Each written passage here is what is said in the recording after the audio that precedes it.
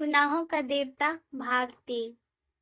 सुधा का कॉलेज बड़े एकांत और खूबसूरत जगह बना हुआ था।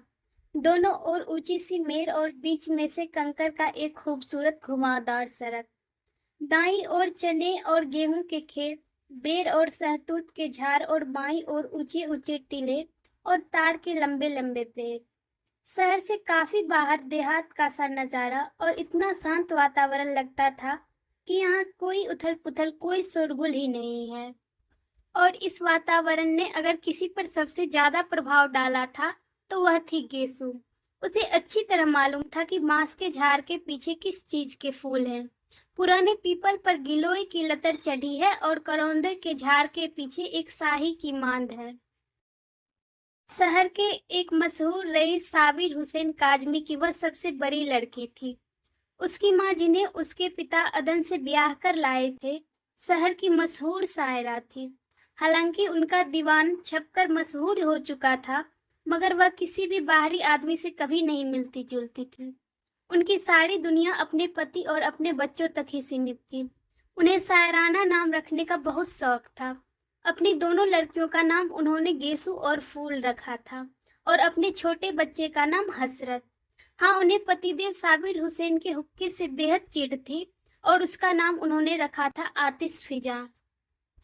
घास फूस लतर और शायरी का शौक गेसु ने अपनी माँ से विरासत में पाया था।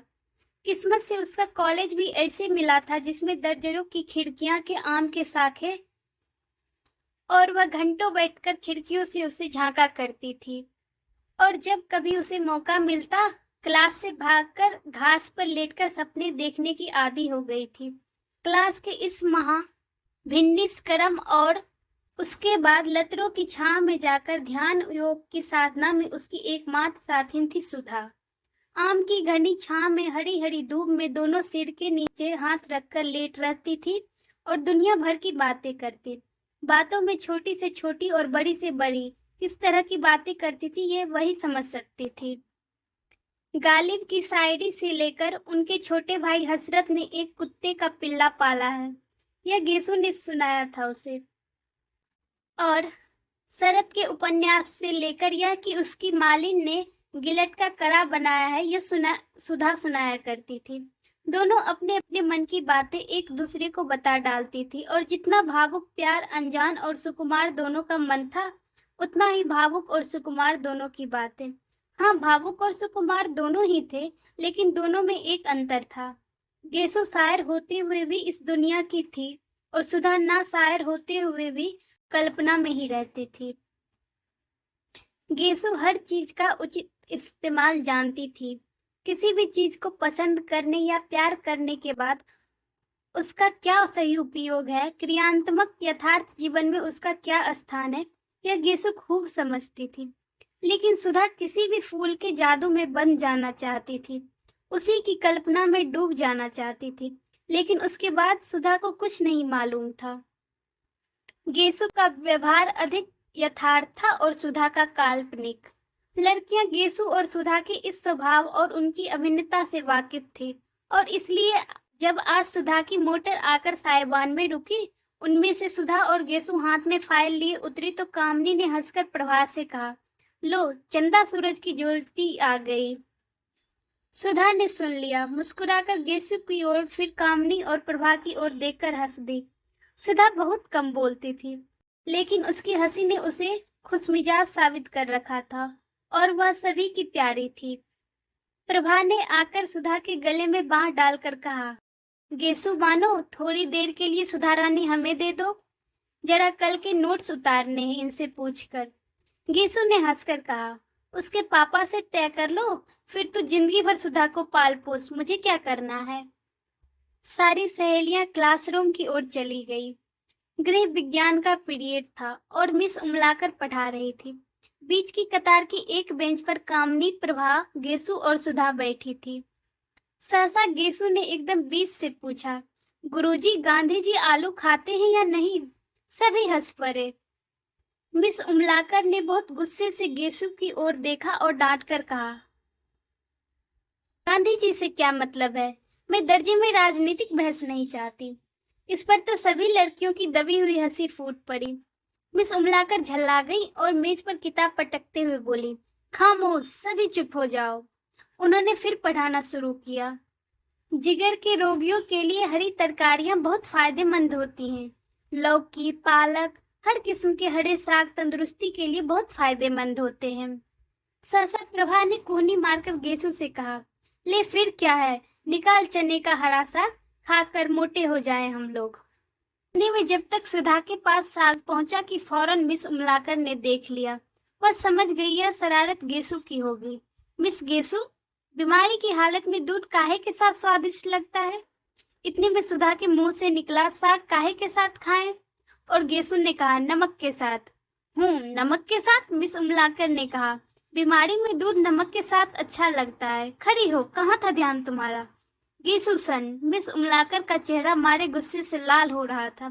क्या बात कर रही थी तुम और सुधा? गेसू सन, अच्छा, तुम लोग क्लास के बाहर जाओ और आज हम तुम्हारे गार्जियन को खत भेजेंगे। चलो जाओ बाहर। दोनों सहेलियां बाहर निकल गई और घास पर लेटकर बादलों को देखने लगी। क्या देख रही है सुधा? गेसू ने पूछा। बादलों को देख रही हूँ, सुधा ने बेहोश आवाज में जवाब दिया। गेसू उठी और सुधा की छाती पर सिर रखकर बोली, कैफ बरदोस, बादलों को न देख, बेखबर तू न कुचल जाए कहीं। और सुधा के गाल में जोर से चुट्टी काट ली। हाय रे, सुधा ने चीख कर कहा और उठ बैठी। वाह वाह, कितना अच्छा शेर है, किसका है? पता नहीं किसका है, गेसू बोली, लेकिन बहुत सच है सुधी। आसमां के बादलों के दामन में अपने ख्वाब टाक लेना और उनके सहारे जिंदगी बसर करने का ख्याल है तो बड़ा नाजुक मगर रानी बड़ा खतरनाक भी है।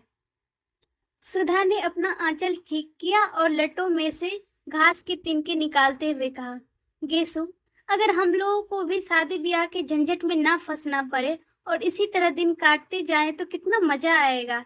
हंसते हंसते, पढ़ते लिखते, घास में लेटकर बादलों से प्यार करते हुए कितना अच्छा लगता है।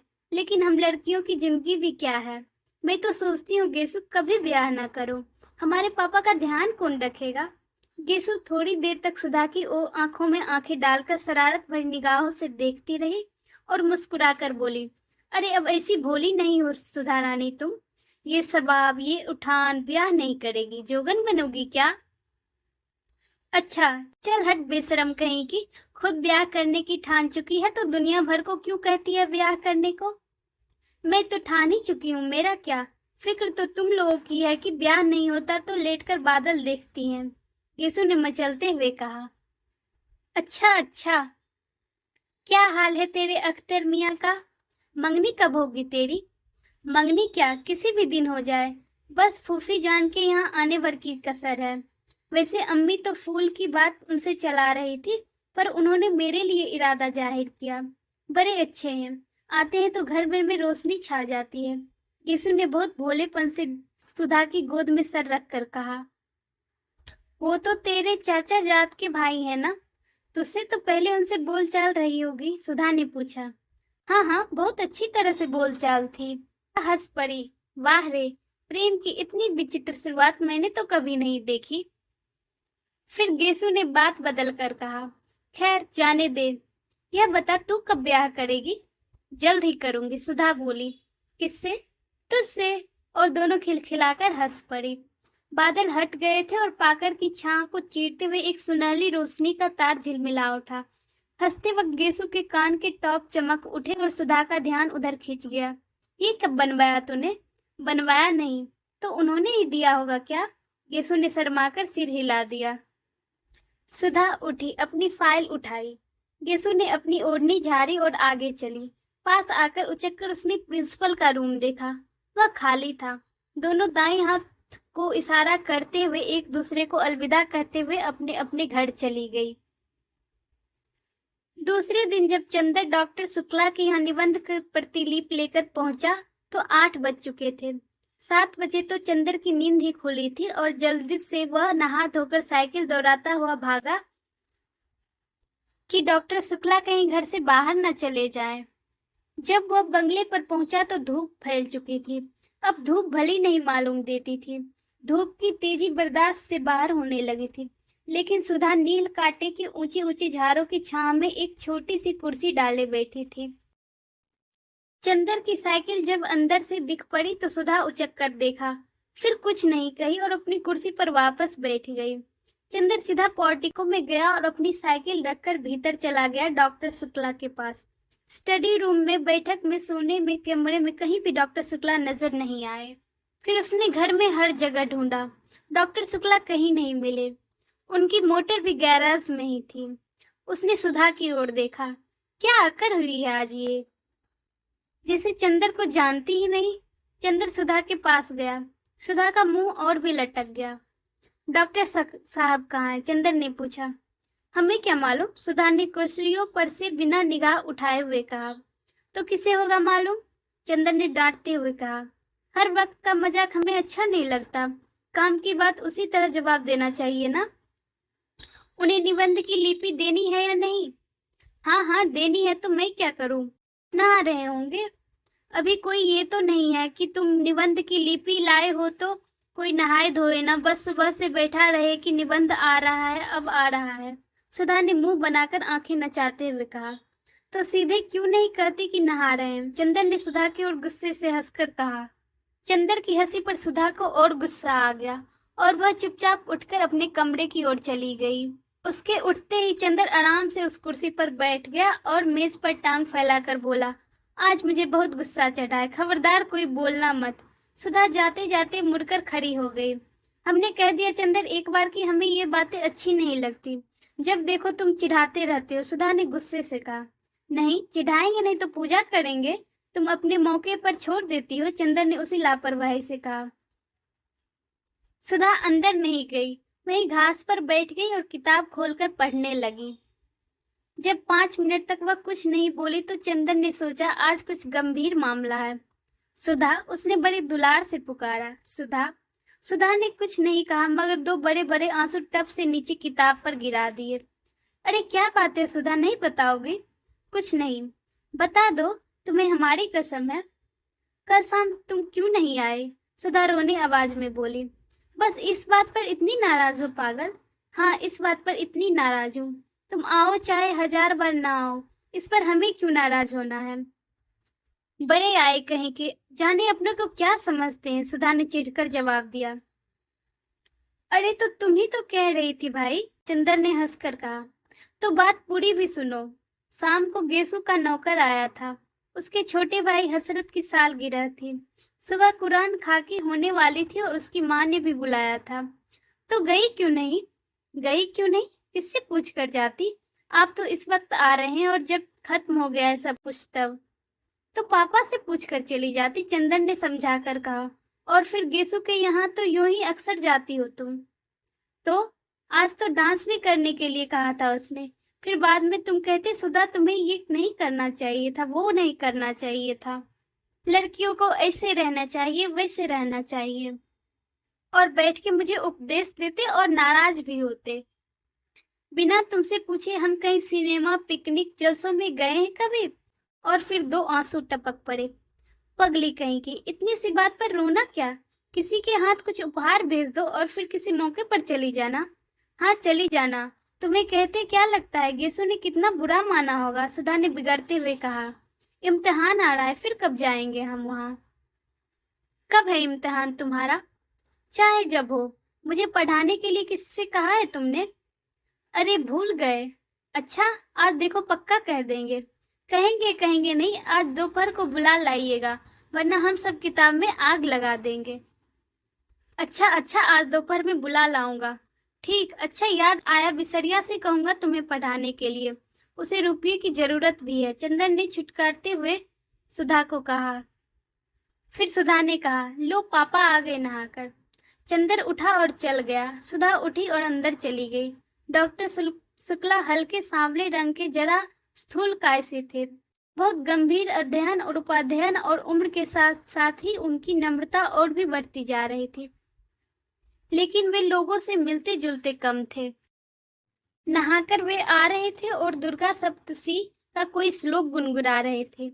कपूर को देखा तो रुक गए और बोला, हेलो, हो गया टाइप? जी हाँ। कहाँ कराया टाइप? मिस डिक्रूज के यहाँ, चंदर ने जवाब दिया। अच्छा, तो वह लड़की ठीक है ना? डॉक्टर शुक्ला ने पूछा। जी ठीक ही है, चंदर ने जवाब दिया। फिर वह स्टडी रूम में गया और मेज पर बैठ गया। कोट उतारकर उसने खूंटी पर टांग दिया और नक्शा देखने लगा। पास में एक छोटी सी चीनी की प्याली में चाइना इंक रखी थी और मेज पर पानी। उसने 2 बूंद पानी डालकर इंक चलानी शुरू करी थी कि सुधा कमरे में दाखिल। ए सुनो, उसने चारों ओर देखकर बड़े सशंकित स्वरों में कहा और फिर झुककर चंदर के कान के पास मुंह लाकर कही, चावल की नान खटाई खाओगे? यह क्या बला है? चंदर ने इंक घिसते पूछा। बड़ी अच्छी चीज है, पापा को बहुत पसंद है। आज हमने सुबह ही अपने हाथों से बनाई है। खाओगे? सुधा ने बड़े दुलार से पूछा। ले आओ, चंदर ने कहा। ले आए हम लोग, और सुधा ने अपने आंचल में लिपटी हुई 2 नान खटाई लेकर मेज पर रख दी। अरे तस्तरी में क्यों नहीं लाई? सब धोती घी में लग गया है। इतनी बड़ी हो गई, सुअर सी व्यवहार करती है, चंदर ने बिगड़ कर कहा। सुधा ने मुंह बनाकर कहा, खाना है या नहीं? हाथ में तो हमारी स्याही लगी है, चंदर बोला।